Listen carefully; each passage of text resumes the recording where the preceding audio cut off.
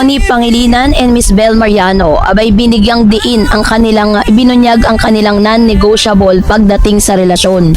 So muli pong naging usap-usapan online sina Donnie Pangilinan at Bel matapos silang ibahagi ang kanilang non-negotiable pagdating sa relasyon. So yun yung ating pag-uusapan maya-maya. Ito na, let's talk about this one dahil isa na naman pong nagte-trending na news ang patungkol kay Donnie Pangilinan and Bel Mariano kung saan ibinunyag nila ang patungkol sa non-negotiable na usapin patungkol sa kanilang relasyon, no? Sa isang panayam kaugnay ng kanilang pinakabagong proyekto at personal na pananaw sa pag-ibig, ay naging bukas ang dalawa sa pagbabahagi ng mga katangiang mahalaga para sa kanila. At isang romantic relationship ang kanilang mga sagot ay agad na naging viral sa social media dahil maraming fans ang nakarelate sa kanilang pagiging mature, honest at realistic tungkol sa love at commitment. Para sa maraming supporters ng tambalang Don Bel, ang interview na ito ay hindi lamang simpleng Q&A tungkol sa relasyon. Para sa kanila, isa itong mas malalim na pagsilip sa tunay na personalidad nila Donnie at Bel. Dalawang young celebrity na lumaki sa harap ng publiko habang unti-unti na ring natututunang i-handle ang pressure ng fame, love team culture at personal emotion.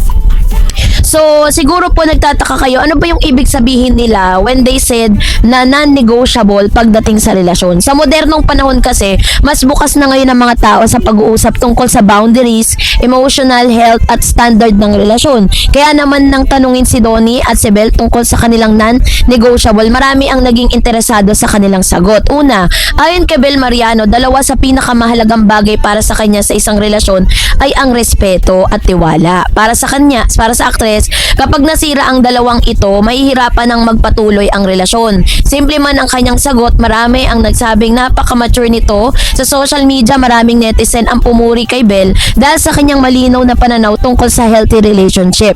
Sa panahon na yun kung saan maraming relasyon ang nasisira dahil sa dishonesty, cheating, manipulation at kawalan ng communication. Pero maraming fans na nagsabing tama lamang na gawing pangunahing foundation ang trust at respect, 'di ba? Kasi nga naman 'di ba kapag mahal mo ang isang tao, pinagkakatiwalaan mo siya at nirerespeto mo siya, 'di ba? So, sabi rin po dito ni Mr. Donnie naman, para sa perspective naman ni Donnie, no? Hinihimay-himay natin yung laman ng interview eh. Sabi diyan, si Donnie Pangilinan at ang pagiging emotionally mature niya. Bagamat mas pribado si Donnie pagdating sa personal na buhay, napansin ng mga fans na mas nagiging open siya sa mga interviews nitong mga nakaraang taon. Sa ilang panayam, ibinahagi niya ang kahalaga ng growth at individuality sa isang relasyon. Ayon kay Donnie, mahalagang hindi mawala ang sariling identity habang nasa isang partnership. Ito mismo ang dahilan kung bakit kailangan nilang gawin to. Para sa maraming observers, ipinapakita nito na mas mature na ngayon ang aktor pagdating sa pagtingin sa love at companionship. May mga fans din nagsabing kitang-kita ang emotional growth ni Donnie at Bel dahil mas maingat na sila sa kanilang statement, mas realistic na ang kanilang pananaw at mas grounded na sila kumpara noong nagsisimula pa lamang ang kanilang love team.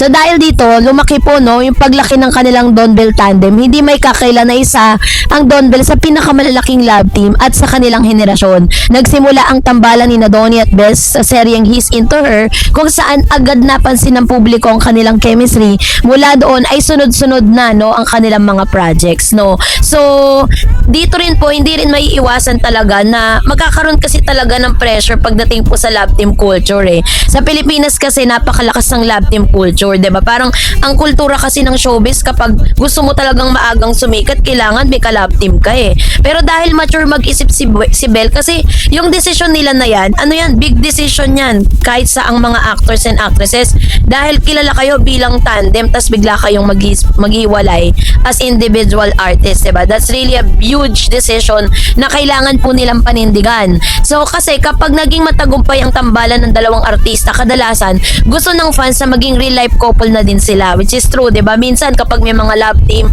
yung hook na talaga yung buong sambayan ng Pilipino sa kanilang love team. Ang gusto ng mga tao na talagang sila na, 'di ba? Na ang end game talagang sila na. So, isa ito sa pinakamalaking pressure na matagal nang kinaharap ni Donnie at Bel.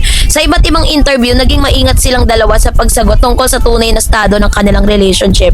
Ngunit hindi na rin maitatanggi na special ang kanilang koneksyon. Katunayan, minsan nang sinabi ni Bel na si Donnie Donnie ay someone special sa kanyang buhay at isa sa mga taong pinakamalapit sa kanya ngayon. Pero mas lalong naging viral ito nang tawagin pa niyang soulmate si Donnie sa isang interview na bagay na ikinatuwa ng kanilang fandom. So sa kanila pong relationship, respect at trust bilang sentro ng healthy relationship. Maraming relasyon kasi, relationship expert ang nagsasabing ang respeto at tiwala ay pundasyon ng matatag na relasyon. Kapag walang respeto, nawawala ang emotional safety, nagiging toxic ang communication at nagiging mapanakit ang relasyon. Samantalang kapag walang tiwala, no, nagkakaroon ng insecurity, selosan, overthinking at emotional stress. Kaya naman maraming netizen ang nagsasabing mature at realistic ang sagot ni Belle. Sa social media discussion nga, may ilang mga fans na nagsabing mas okay nang malinaw ang standard kaysa basta pumasok sa relasyon, which is tama, 'di ba? Dapat bago kayo pumasok sa isang seryosong relasyon, alam nyo kung ano yung standard ninyo. Na dapat talaga meron kayong boundaries, dapat may trust kayo, meron kayong respeto sa isa't isa, hindi mawawala kasi 'di ba? Sa pagtagal ng panahon na kayo magkasama, minsan nakakalimutan na natin yung boundaries. Nakakalimutan na natin yung respeto, nakakalimutan na natin yung tiwala. And that's really the basic foundation of that relationship na ini-inculcate ni Belle, no, dito po sa kanyang non-negotiable relationship. Kaya naman marami ring mga fans na nagsabing talagang napaka-realistic nga ng sinagot ni Belle doon, 'di ba? So, isa rin sa napansin ng mga fans na kung naging open ang Don Belle tungkol sa personal growth sa mga nakaraang buwan, inamin ni Donnie at Belle na nais muna nilang mag-focus sa kanilang individual careers. Ang kanilang pelikulang Tayo sa Wakas ay tinatawag pa na lang Last for Now bilang love team project. Para sa ilang fans, maraming mga nakakalungkot man ito pero naiintindihan nilang mahalaga rin ang personal growth ng dalawang artista. May mga netizen pang pumuri dahil sa kanilang desisyon. Hindi raw natatakot mag-explore individually. Gusto nilang makilala bilang sariling artist at hindi lamang bilang kalahati ng love team, 'di ba? Totoo naman. Kaya nga sabi ko sa inyo, this is really a huge decision coming from Miss Belle and Donnie dahil grabe po yung kanilang haharapin pagkatapos ng lahat ng ito. So kaya naman yun yung tinatawag na non-negotiable relationship. So kayo po, anong yung saloobin patungkol dito, mag-comment kayo sa comment section. Miss Belle Mariano, abay tinaguri ang tinaya ang kanyang puso. So ano ba tong updates na to? Talaga naman nakakakilig na updates. At ganito pala ka-crazy si Miss Belle Mariano kapag siya ay umiibig. So yun ang ating pag-uusapan maya-maya lang. Ngayong araw, eto na, let's talk about this one. Dahil si Miss Belle Mariano po inamin yung kanyang tinatawag na craziest thing na ginawa dahil sa pag-ibig. Let's watch this. What was the craziest thing na ginawa mo for love? Minahal ko yung mga mahal niya. Kayang gawin, like yung hobbies na. Na kahit hindi ka interesado. Oo. Ganun naman, diba? Pag mahal Isa na namang nakakakilig na usapin ang umiikot sa social media matapos maiugnay si Belle Mariano sa pahayag tungkol sa craziest thing. Yung video clip na napanood po ninyo, came from kung nag-guest po siya sa It Showtime at natanong siya ni Miss Vice Ganda kung ano yung craziest thing na nagawa niya for love. So, na nagawa niya dahil sa pag-ibig. At syempre, dahil hindi na nawala sa eksena ang pangalan ni Donnie Pangilinan dahil para sa milyon-milyong Don Belle fans, halot lahat ng emotional na revelasyon ni Belle ay konektado sa lalaking matagal ng laman ng kanyang puso, on-screen man or off-screen. Sa mundo ng showbiz kung saan maraming relasyon ang mabilis mabuo at mabilis ding mawala, kakaiba ang naging samahan ni na Donnie at Belle. Hindi sila yung tipong araw-araw pa sweet post o laging maingay sa social media tungkol sa kanilang nararamdaman, pero sa bawat simpleng tinginan sa paraan ng kanilang pag-aalaga sa isa't isa at sa natural nilang chemistry, maraming tao ang naniniwalang may espesyal na namamagitan sa kanila. Kaya naman nang lumutang ang usapin tungkol sa craziest thing about love, agad na naging sentro ng discussion online ang Don Belle fandom at marami ang nagtanong ano nga ba ang kayang gawin ni Belle Mariano kapag totoong nagmamahal. Para sa ilang fans, hindi na raw kailangan magsalita ni Belle ng direkta dahil matagal nang nakikita sa kanyang kilos kung gaano niya pinapahalagahan si Donnie. Sa bawat interview, mapapansin kung gaano siya kakomportable, no, kapag si Donnie ang kasama. Kapag tungkol kay Donnie ang usapan, ibang klase raw ang ngiti ng aktres, mas genuine, mas kalmado at mas puno ng saya. Kaya naman marami ring netizen ang nagbalik tanaw sa kanilang journey bilang love team. Nagsimula sila bilang tambalang unti-unting minahal ng publiko dahil sa kanilang natural na chemistry. Hindi pilit ang kilig, hindi scripted ang closeness at higit sa lahat, hindi kailangang sobrang OA ang mga galaw nila para lamang mapaniwala ang tao. Habang lumalalim ang kanilang partnership sa telebisyon at pelikula, ay mas lalo ring lumalakas ang paniniwala ng fans na may totoong damdamin sa pagitan nila. Ngunit sa kabila nito ay nananatiling maingat ang dalawa pagdating sa pagtalakay sa kanilang personal na relasyon. At marahil yun din ang isa sa mga dahilan kung bakit sila tumagal. Sa panahon kasi ngayon, sa halos lahat ng kailangang i-post online, pinili ni Donnie at Belle na magkaroon ng pribadong espasyo para sa kanilang samahan. Para sa marami, mas mature at mas healthy raw ang ganitong setup. Ngunit hindi naman ibig sabihin nito ay walang effort. Sa katunayan, maraming fans ang naniniwalang isa sa mga craziest thing na kayang gawin ni Belle para kay Donnie ay ang manatiling totoo at loyal sa kanilang samahan kahit napapalibutan sila ng pressure at intriga. Hindi biro ang maging bahagi ng isang sikat na love team sa Pilipinas. Bawat kilos ay binabantayan na kapag hindi magkasama may issue agad. Kapag tahimik sa social media may breakup rumors agad. Kapag may bagong project may selosan issue agad. Ganito kabigat no ang pressure na hinaharap ng mga artista. Pero sa kabila ng lahat ng yon ay sila ang nananatiling matatag na Don Bell. At para sa maraming supporters, malaking dahilan dito ay ang maturity at emotional intelligence ni Bel Mariano. Si Bel po kasi talagang masasabi mo na meron siya tinatawag matindi yung kanyang emotional intelligence pagdating sa lahat ng bagay. May ilang observer pa nga nagsasabing si Bel ang isa sa pinaka-grounded na young actress ng kanyang generation. Hindi siya yung tipong madaling madala sa fame ng atensyon. Sa halip, mas pinipili niyang ituon ng focus sa trabaho, pamilya at mga taong mahalaga sa kanya. Kabilang na nga rito si Donnie Pangilinan.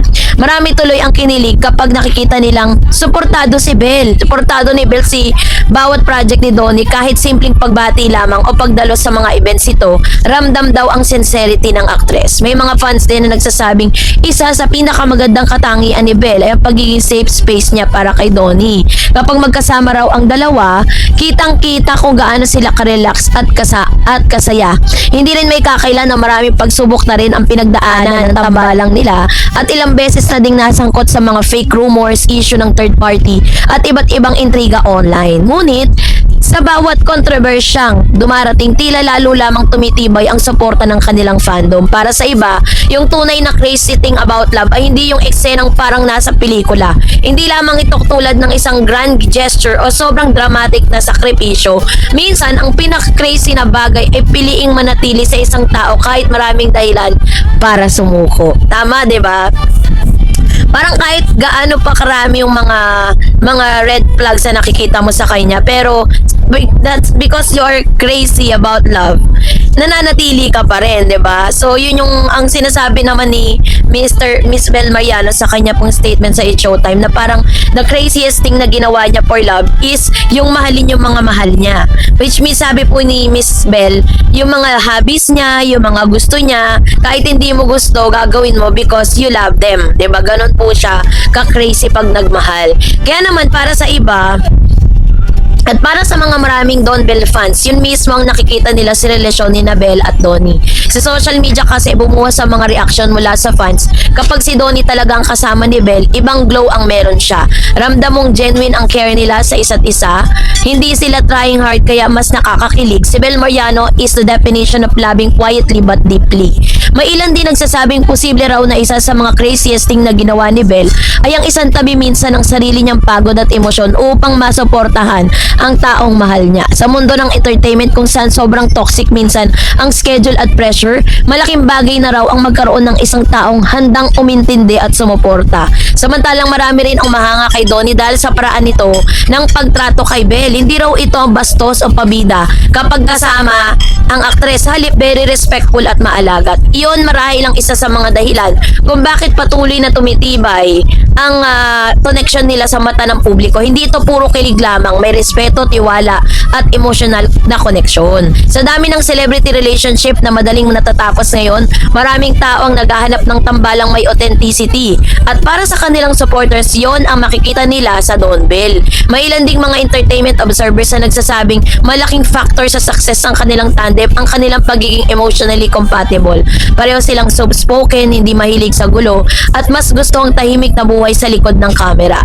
Kaya naman, tuwing may sweet revelation or statement tungkol sa pag-ibig, hindi may iwasang maignay ito sa isa't isa. Kaya naman masasabi kong si Bel po wala na siyang pagsisisihan kasi parang nagawa niya na lahat talaga sa love, 'di ba? Pagdating sa pag-ibig. Kaya Yun yung isa sa mga bagay na hinanga ng marami kasi ganun po talaga siya magmahal. At ganun niya ibinuhos yung kanyang pagmamahal kay Donnie Pangilinan. So kayo po, anong yung saloobin patungkol dito? Mag-comment kayo sa comment section. And that's it for today. For more videos and updates, please don't forget to like and subscribe. And please don't forget to follow my Facebook page, DarEds TV and DarEds channel. God bless everyone!